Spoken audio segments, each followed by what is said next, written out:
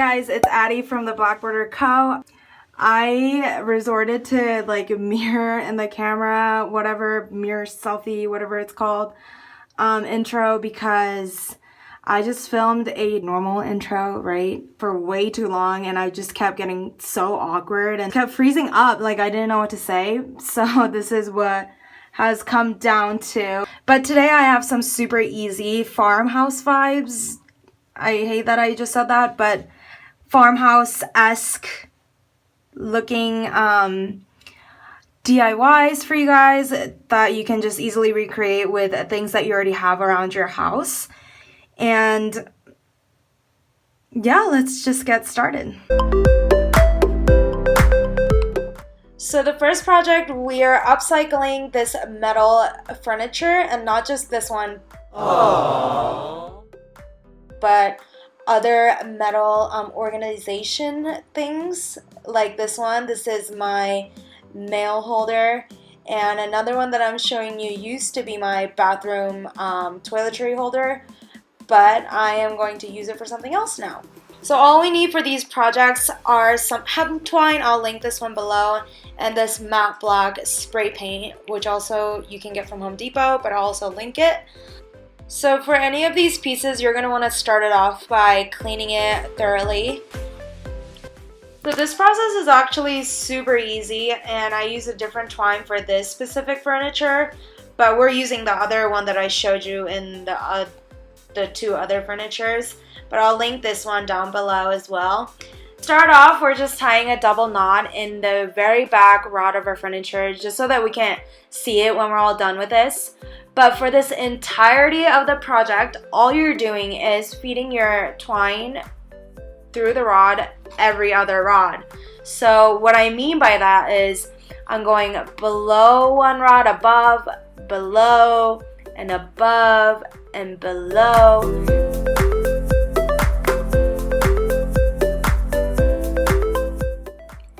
So once you reach the end, not the end, so back at the rod where you started, you're just gonna want to pull all the excess twine through to avoid the knot that will form.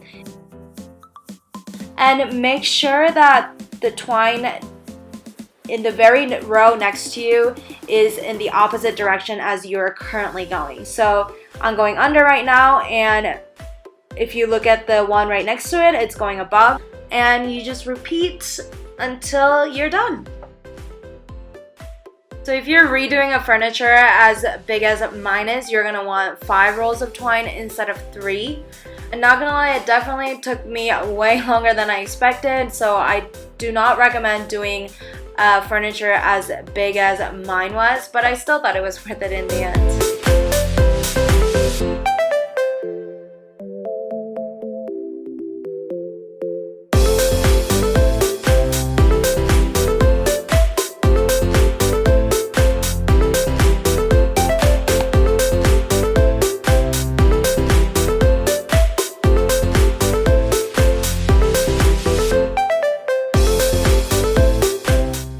So the next one is the mail holder, and we're repeating the exact same thing as we did on the shelf, except this time we're skipping every 3 rods.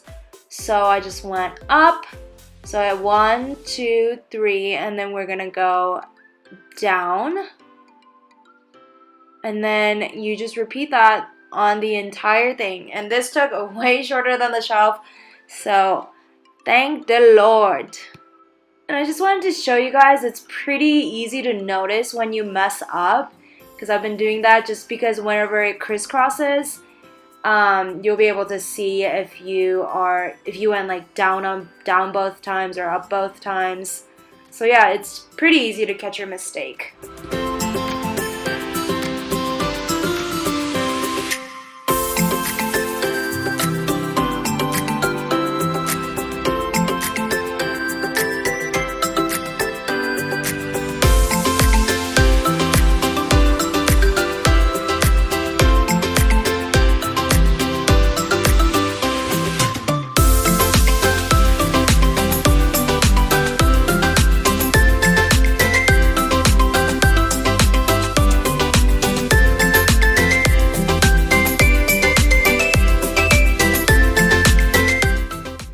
So the last yarn makeover, as I'm gonna call it, is going to be on this shower hanging shelf, hook shelf, or whatever it is.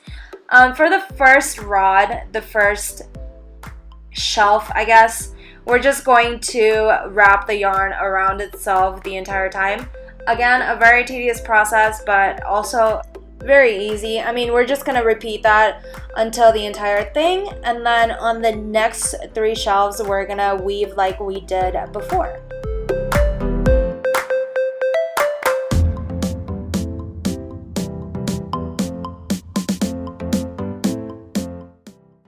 So after we're done wrapping, like I mentioned, we're going to use the weaving method again, but I decided to super glue the edges of the first row down just because it kept sliding all over the place.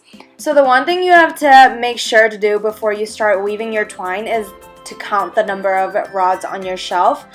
Just say that you have 9 total rods and you started skipping every 2 rods, then you're going to end up with an uneven groove at the end. So just make sure that you count the number of rods before you start and you'll be good to go.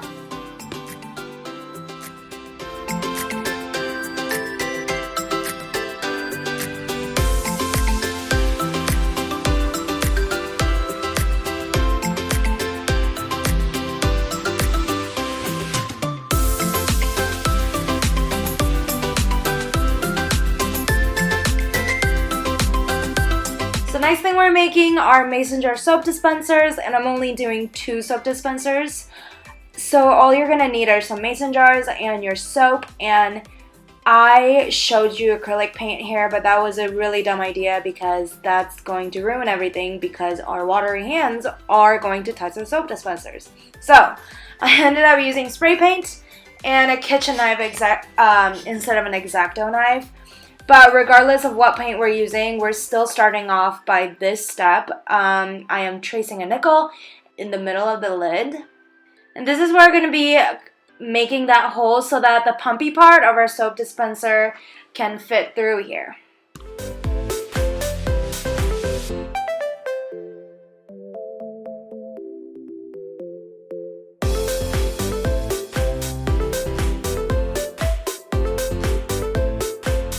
So I played around with the hole for a while so that the thickest part of the pump is tight and snug in the hole. And then just to make sure we don't have any soap leaking through the dispenser, we're going to super glue the edges of the pump onto the lid.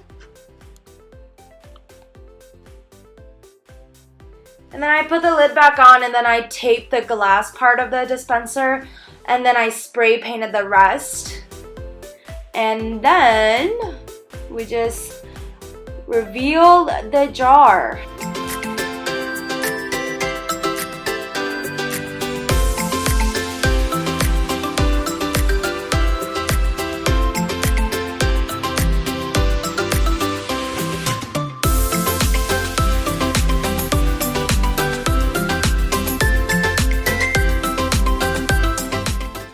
So those are all the DIY projects that I had for this video, but I already have the next video filmed, which is a very affordable plant pot upcycle video.